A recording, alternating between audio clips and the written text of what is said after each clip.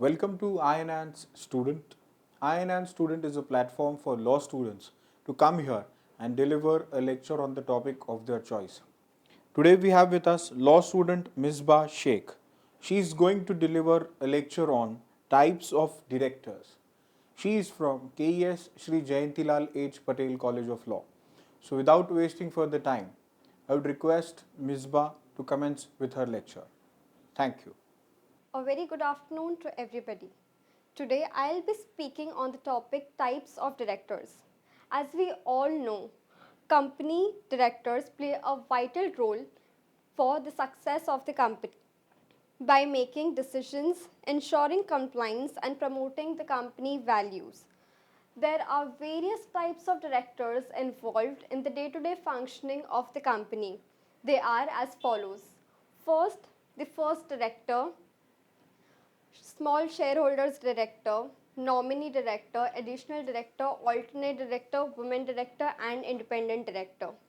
So first we'll see about the first director, which is given in section 152 clause 1 of the Companies Act 2013.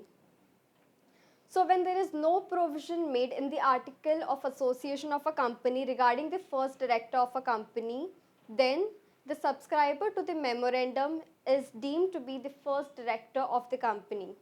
That is, when a person purchases the shares of the company, like the first individual who have purchased the share of the company, he would be deemed to be the first director of the company, and he will be the first director until the next director is duly appointed in the next meeting of the company. So basically he would be treated as a temporary director until the permanent directors are duly appointed by the company.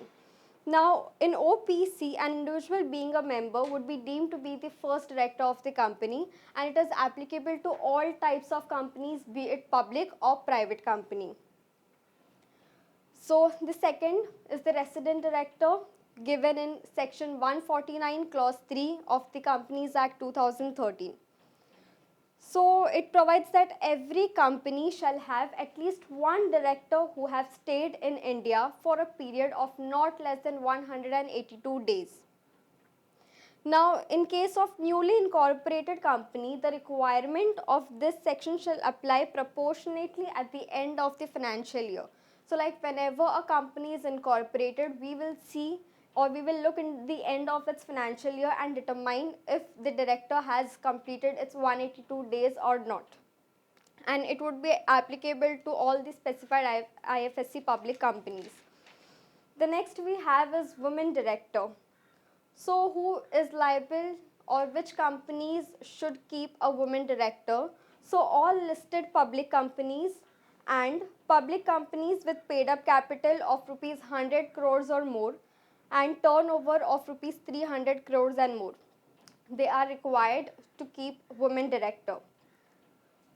If any vacancy, it is to be filled by the board at earliest but not later than immediate next board meeting or 3 months from the date of such vacancy, whichever is later.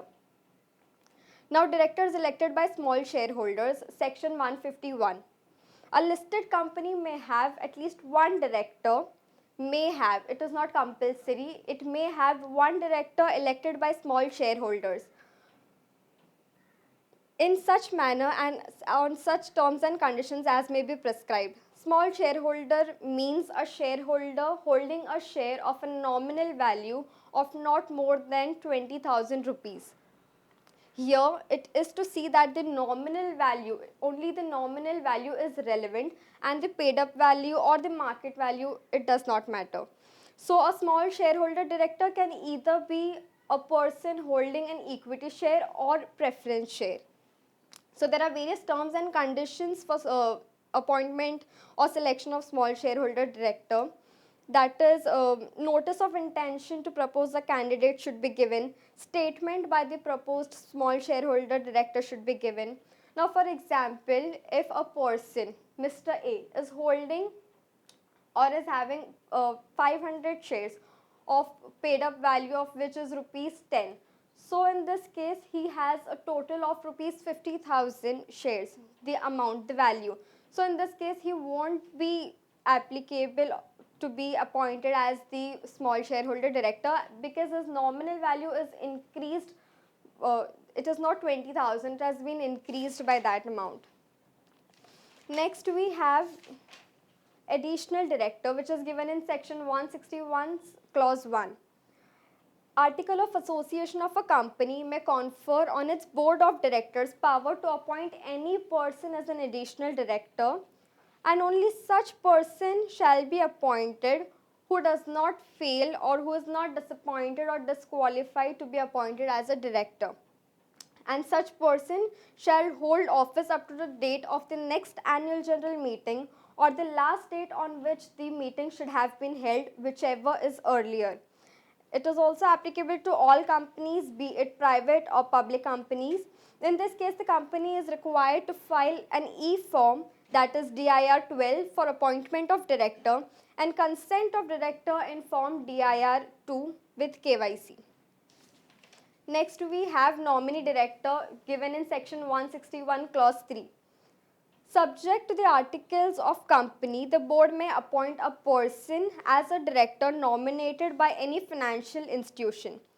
For example, if company has taken loans from any financial institution, then in such case, these institutions, they appoint one person from their end to the company's board to look into the day-to-day affairs of the company as to how their money is being used and will the company be able to repay or not. So this is the nominee director. Next, we have alternate director given in section 161 clause 2. It empowers board, if so authorized by articles or by resolution passed in general meeting, to appoint a person not already being a director in the company to act as an additional director for director during his absence for a period of not less than 3 months. If there is a director in the company and he is not in India for a period of 3 months or more, then in such case the company can appoint an additional director in the company, and that is an alternate director. An alternate director in the company. It is applicable to all companies, be it private or public.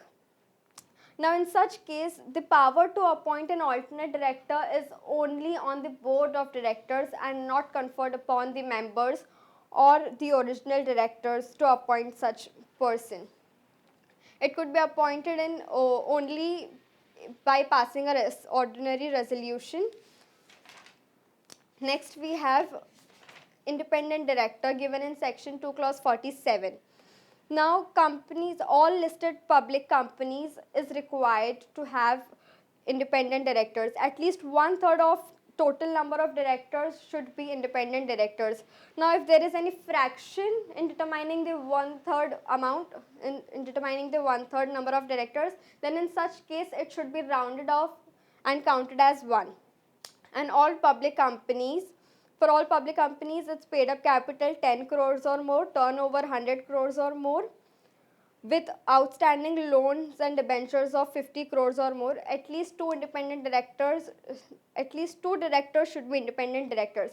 Now, in such case, for public companies, joint venture, wholly owned subsidiary, dormant company, section 8 company, and specified IFSC public company, we do not include these companies. Any vacancy for the position of independent director shall be filled by the board within 3 months from the date of such vacancy, and the person who would be appointed in his place for the casual vacancy, even he should be qualified to be an independent director for that company. Thank you.